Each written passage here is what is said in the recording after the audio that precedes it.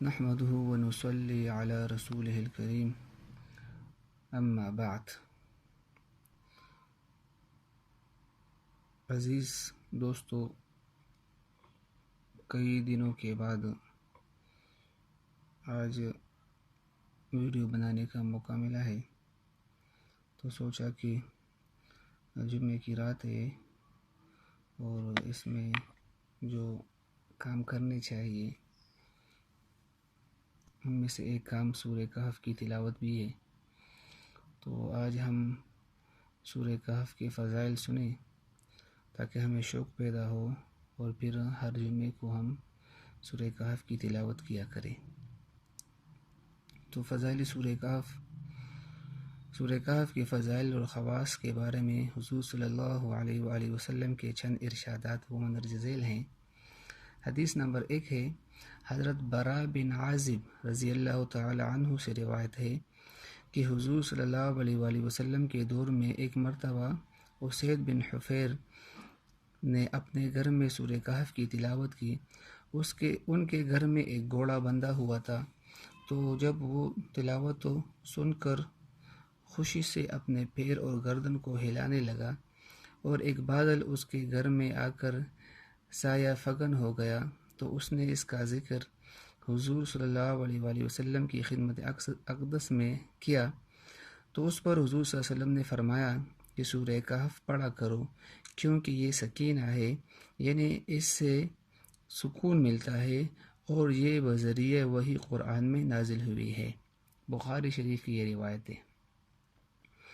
حدیث نمبر 2 میں حضرت ابو دردہ رضی اللہ تعالی عنہ سے روایت ہے کہ حضور صلی اللہ علیہ وآلہ وسلم نے فرمایا کہ جو شخص سورہ کہف کی ابتدائی 10 آیتوں کی تلاوت کرے وہ فتنہ دجال سے ہمیشہ محفوظ رہے گا۔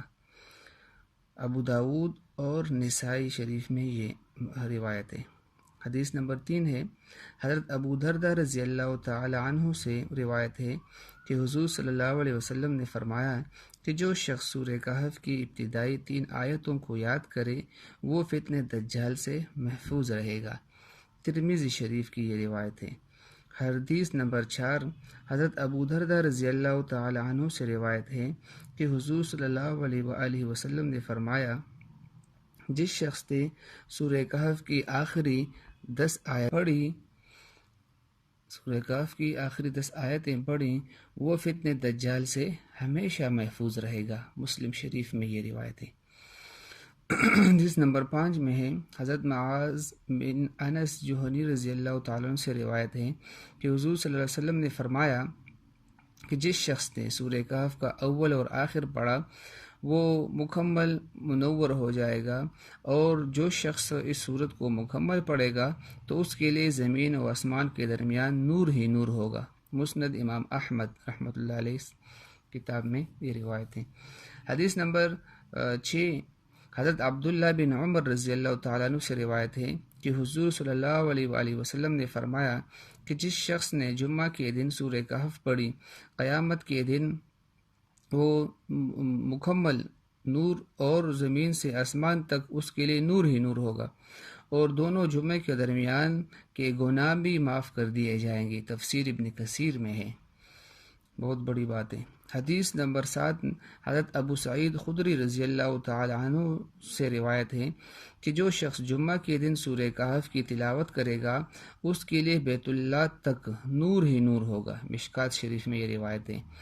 حدیث نمبر 8، حضرت امام حسین رضی اللہ تعالی عنہ سے مرفوعاً روایت ہے کہ جس شخص نے جمعہ کے روز سورہ کہف پڑھی وہ پورے ہفتے تک ہر فتنہ سے محفوظ رہے گا، اور اگر دجال بھی نکلے تو اس سے بھی محفوظ رہے گا۔ یہ بھی تفسیر ابن کثیر کی روایت ہے۔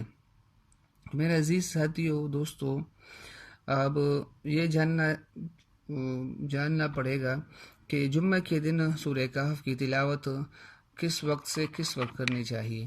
تو جمعے کی رات، یعنی ابھی جو مغرب کا وقت تھا، جب سورج غروب ہونے کے بعد، یعنی مغرب کی نماز پڑھنے کے بعد اس کا وقت شروع ہوتا ہے، اور جمعے کے دن سورج غروب ہونے تک اس کا وقت رہتا ہے۔ تو ان درمیانی اوقات میں آپ سورہ کہف پڑھ سکتے ہیں۔ اور دجال کا فتنہ یہ ایسا عجیب فتنہ ہے کہ اس سے آج کل کے ایمان والے مشکل سے بچ سکتے ہیں، کیونکہ ہمارا ایمان وہ اس طرح نہیں ہے جس طرح نبی کریم صلی اللہ علیہ وسلم اور صحابہ کرام رضی اللہ تعالیٰ عنہ اجمعین کا تھا۔ وہ ایمان میں بالکل مکمل پکے تھے۔ انہوں نے دجال کے فتنے سے پناہ مانگی ہے، تو ہم ان کے مقابلے میں کیا چیزیں ہیں؟ لہٰذا ہم اگر اس صورت کو پڑھیں گے، اس میں اتنا وقت نہیں لگے گا، تو اس صورت کی برکت سے اللہ تعالیٰ ہمیں اس بڑے فتنے سے محفوظ رکھے گا۔ اور دجال کے پاس طاقت ہر قسم کی طاقت ہوگی، اللہ تعالیٰ نے اس کو اختیار دیا ہوگا۔ اور جس طرح کی روایت میں ہے، یعنی زندوں کو مردہ کرنے کی، اسی طرح مردوں کو زندہ کرنے کی، اور جو مال و دولت ہے، سونا چاندی پیسہ اور جتنے بھی نعمتیں ہیں، سب کے سب دجال کے پیچھے لگیں گی، اور جن چیزوں کی لوگوں کو ضرورت ہے وہ سب کے سب دجال کے پاس ہوگی، تو مجبوراً اس دجال کو ماننا پڑے گا۔ تو اس سے بہتر یہ ہے کہ اگر ہم اس صورت کو پڑھیں گے تو اس سے اللہ تعالیٰ ہمیں اس فتنے سے محفوظ رکھ سکتے ہیں۔ اور اس حدیث میں اس صورت کی چند خصوصیات یہ بھی ہے، مثال کے طور پر یہ صورت ادائیگی قرض، دشمن کی زبان بندی، رفع غربت، ظالم سے نجات، حفاظت حمل کے لیے بہت مؤثر ہے۔ ایک بزرگ کا قول ہے کہ خلاصی قرض کے لیے نماز جمعہ کے بعد مسجد میں بیٹھ کر اس صورت کو ایک مرتبہ خلوص دل سے پڑھا جائے تو اس کے بعد سجدہ ریز ہو کر اللہ تعالیٰ کے حضور خلاصی قرض کے لیے دعا کی جائے، انشاءاللہ قبول ہوگی۔ جب تک قرض اترنے کی صورت نہ بنے اس وقت تک یہ عمل ہر جمعہ کو کرتا رہے۔ اسی طرح اگر حفاظت حمل ہو، حمل کے لیے حفاظت کے لیے ہے، تو اس کے لیے کہ 40 روز تک بعد نماز فجر اس صورت کو پڑھا جائے، انشاءاللہ ان کا حمل محفوظ رہے گا۔ اور اس کے علاوہ اگر کوئی شخص غربت کا شکار ہے، جس طرح کے عام حالات میں آج کل کے دور میں ہیں، اگر کوئی شخص غربت کا شکار ہو تو اس کی روزی کا کوئی ذریعہ بھی نہ بن رہا ہو، تو اسے چاہیے کہ 11 روز تک اس صورت کو بعض نماز عشاء پڑھے، انشاءاللہ اس کی روزی میں فراخی ہوگی، فراخی کا سبب بن جائے گی۔ اس صورت میں اللہ تعالیٰ نے اتنی خصوصیات رکھی ہیں۔ اسی طرح جو شخص یا عورت اس صورت کو مہینے کے اندر ایک مرتبہ پڑھے اور وہ پانی پر پونک کر اس پانی کو گھر کے ایک 4 دیواری پر چھڑکیں، تو انشاءاللہ آسیب، جن بھوت وغیرہ شیاطین سے وہ گھر محفوظ رہے گا۔ اور یہ قرآن پاک ہے، اور قرآن پاک کی تلاوت کرنا یہ برکت کا ذریعہ ہے۔ اور جس طرح نبی اسلام نے فرمایا، حدیث کا مفہوم ہے کہ گھروں کو کنڈرات نہ بناؤ، یعنی جو کہ خالی جن اور آسیب کی جگہ نہ بناؤ۔ اس کا مطلب یہ ہے کہ گھروں میں قرآن پاک کی تلاوت کیا کریں، نماز پڑھے، ذکر وغیرہ وغیرہ، تو سب چیزیں مسجد میں نہیں کرنی چاہیے بلکہ گھر کے لیے بھی رکھنی چاہیے، جیسے کہ نوافل ہے، سنتیں ہیں تو یہ گھر میں پڑھیں، قرآن پاک کی تلاوت ہیں، ذکر اذکار ہیں۔ اسی طرح تعلیم کرنا ہے، فضائل اعمال ہو، فضائل صدقات ہو، یا کوئی اور حدیثی کتاب ہو، تو اس کی تعلیم سے گھر میں رونقیں آئے گی، اللہ تعالیٰ کی طرف سے برکتیں نازل ہوں گی۔